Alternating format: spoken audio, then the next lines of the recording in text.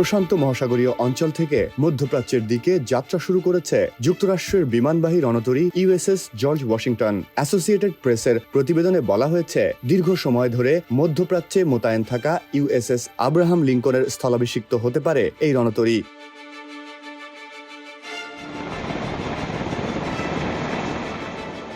মার্কিন নৌবাহিনীর তথ্য অনুযায়ী ইউএসএস জর্জ ওয়াশিংটন গত সপ্তাহে ভিয়েতনামের দানাং বন্দর ছেড়ে যায়। এরপর একটি ক্রুজার ও একটি ডিস্ট্রয়ারের সঙ্গে এটিকে সিঙ্গাপুর প্রণালী অতিক্রম করতে দেখা যায়। বর্তমানে রণতরীটি মালাক্কা প্রণালী পেরিয়ে ভারত মহাসাগরের দিকে অগ্রসর হচ্ছে।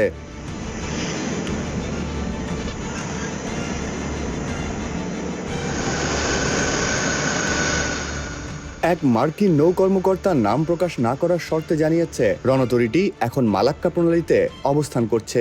এর পরবর্তী গন্তব্য মধ্যপ্রাচ্য বলে ধারণা করা হচ্ছে। দীর্ঘ সময় ধরে রণতরীর এই মোতায়েন সেনা সদস্যদের ওপর বিরূপ প্রভাব নিয়ে উদ্বেগ সৃষ্টি করেছে, কারণ তারা দীর্ঘ সময় ধরে পরিবার থেকে দূরে থাকছেন। এর পাশাপাশি জাহাজ এবং এর যন্ত্রপাতির ওপরও অতিরিক্ত চাপ বাড়ছে। রণতরীটি টানা 260 দিনের বেশি সমুদ্রে অবস্থান করছে।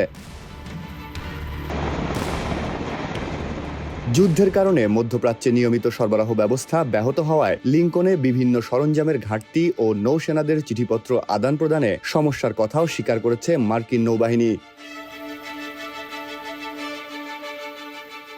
এদিকে মার্কিন বাহিনী ইরানি বন্দরগুলো অবরোধ করে রেখেছে। প্রতিরক্ষামন্ত্রী পিট হেগসেট জানিয়েছে, যুক্তরাষ্ট্র এই অবরোধ অনির্দিষ্টকাল ধরে চালিয়ে যেতে সক্ষম।